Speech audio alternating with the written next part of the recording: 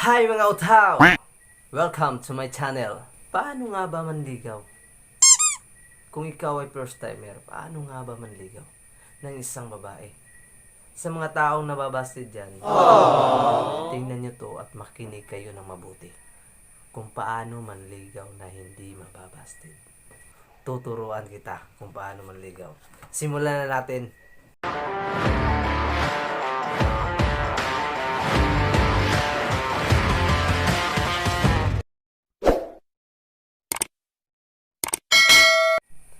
Tip number 1. Magsimula muna sa kaibigan. Kaibigan mo muna yung babae. Huwag mo munang ligawan kasi hindi pa kayo magkilala. Diba? Ligawan mo agad. Nako talaga. Busted ka dyan. Dapat kilalan mo muna anong pangalan niya, kung taga saan siya. Diba? Dapat ganyan. Tip number 2. Kilalanin mo muna ang ugali ng isang babae. Para ikaw naman, maka-adjust ka kung anong ugali niya, di ba? Para magsama kayo, maka-adjust ka na sa kanya. Di ba? Tip number 3. Tanungin mo siya kung ano ang gusto niya sa isang lalaki. Wow! Tanungin mo kung anong gusto niya. Mabait ba? Maporma? O hindi ba mayabang? Masipag? Sabihin niya sa iyo na gusto ko ng maporma, mabait, masipag. O, di ba? Dapat ikaw, alam mo na kung ano ang gusto niya. So ikaw, ay maporma. Dapat maporma ako. Dapat masipag ako, mabait. Ganyan. Para ikaw, 100% sasagutin ka talaga niyan. Di ba? Kasi alam mo na kung anong gusto niya. Tip number 4. Dapat pakiligin mo siya. Ngitiin mo siya.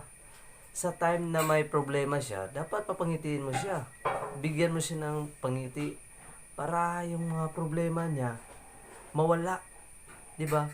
Kasi kung tayong mga lalaki, mahilig tayo sa babae magpapangiti. Doon sila magsimula, doon parang titibok ang puso nila para. Dapat gumawa ka ng mga hugot lines. Mga line ng mga nakakapagtibok ng puso niya. Dapat yung mga hugot na masarap pakinggan, yung mapangiti mo siya, yung makuha mo ang ngiti niya, na ikaw lang palagi nagbigay ng ngiti sa kanya. Kasi pag ikaw palagi nagbigay ng ngiti sa kanya, hanap-hanapin niya yun. Ikaw palagi niyang hinahanap kasi sabi niya sa sarili niya na buti pa siya palagi niya akong mapangiti. Tip number 5. Dapat maporma tayo. Dapat mabango. Malinis ang natin. Mga tawan. Dapat pwedeng ka sa liligawan mo. Dapat gwapo ka. Kung hindi ka gwapo, di magpagwapo ka. Di ba? Magpagwapo ka. Huwag yung pangit. Kasi kung pangit tayo, at saka mahina tayo sa mga diskarte. Nako, hindi tayo sasagutin yan. Pangit na tayo. Wala pang diskarte. Hindi pa maporma. Wala, busted yan. Maporma ka. Ipakita mo sa kanya na may gusto ka sa kanya. Dapat mag-diskarte ng diskarte talaga. Hindi naman yun sa pagwapuhan. Kailangan marunong kang dumiskarte. Diskartehan mo siya. Ganyan lang. Diskarte ang kailangan. Tip number 6. Piliin mo yung babae na mahal ka. Huwag yung mahal mo siya pero hindi kanya mahal. Diba? Kuha mo. Huwag mong piliin yung babaeng hindi ka mahal. Kasi kung ikaw lang ang may gusto sa kanya, ikaw, tandaan mo to, masasaktan ka lang yan. Kasi maraming mga babae napipirahan ng lalaki. Paglaro-laroan lang. Nakilala mo siya kung ano talaga siya eh. 'Di ba? Kasi may mga babaeng niligawan mo, pero easy girl lang siya. Madali siyang sumagot sa iyo.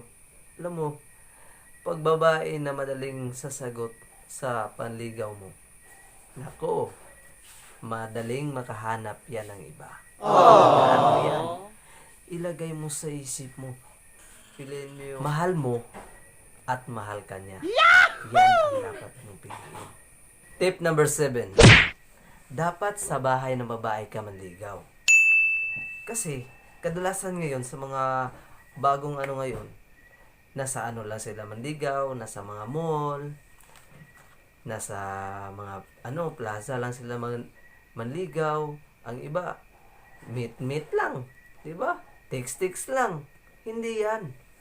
Dapat ang panliligaw gawin mong respeto. Respeto mo yung babae. Respeto mo na sa bahay nila mo siya liligawan. Huwag yung sa ano lang magkita lang kayo para ligawan mo. Hindi, mali yan. Dapat sa bahay para yung parents niya makita ka. Kasi pag nasa bahay mo ligawan yung babae, diyan napabilib siya sa iyo. 'Di ba? Napabilib siya sa iyo kasi may ano ka confident ka sa sarili mo na doon ka talaga sa bahay. Kasi yung nasa bahay, yun ang taong may respeto sa isang babae. Tandaan mo yan. Dapat sa bahay ka manligaw. Huwag yung doon ka sa kalye. Kasi yung babaeng pinipili mo, ay hindi yun para sa kalye. Hindi yun para sa plaza, para sa mall. Yung pinili mo, yung karapat dapat na mahalin ka. Yung mabait. Kasi mabait yung babae na pinipili mo Hindi yun, hindi yun parang nasa kalye girl lang na makikita mo. Yung babaeng mahalin ka ng totoo. Yung seryoso sa'yo. Dapat sa bahay ka kasi yung pagmamahal mo na seryoso, ang kapalit niyan ay seryoso din.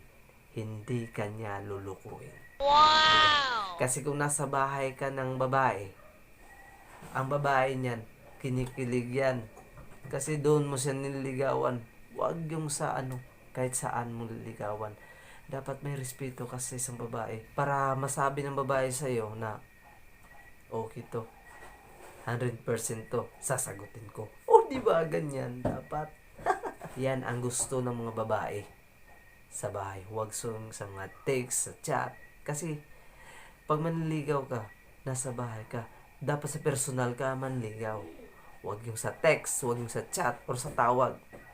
Kasi parang wala kang respeto sa babae. Tandaan mo yan. Dapat sa bahay. So, yun lang kaibigan.